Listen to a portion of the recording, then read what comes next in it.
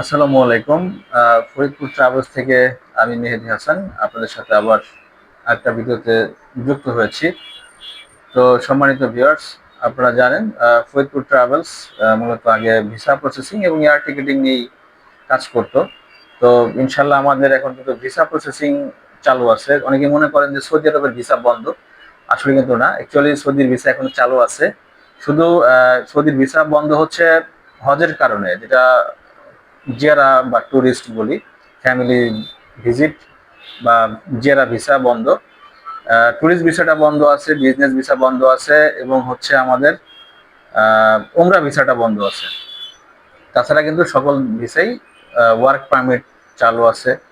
তো সেক্ষেত্রে আপনারা যারা ওয়ার্ক পারমিট ভিসা প্রসেসিং করতে চাচ্ছেন, নিঃসন্দেহে যোগাযোগ করতে পারেন আমাদের সাথে। আমাদের ভিসা প্রসেসিং ইনশাল্লাহ সুন্দরভাবে আমরা করে দিব, কম খরচে এবং দ্রুত সময়।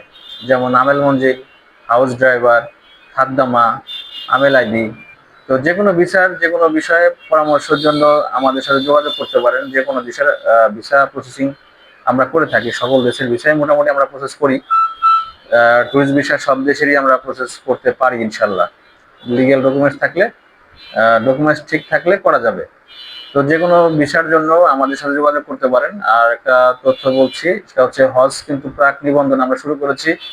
আমাদের ধারণা হচ্ছে আগামী 26-27-এ আমরা 5 লাখ থেকে 6 লাখ টাকার ভিতরে ইনশাল্লাহ আমরা হজের প্যাকেজটা করতে পারবো। এখন যেমন গভর্নমেন্ট নিয়ে নির্ধারণ করে হজের প্যাকেজ, কিন্তু আমরা ধারণা করতেছি আগামী 26-27-এ 5 লাখ থেকে 6 লাখ টাকার মধ্যে ইনশাল্লাহ আমরা হজ প্যাকেজটা করতে পারবো। তো যারা হজ যেতে চাচ্ছেন আমাদের সাথে যোগাযোগ করতে পারেন।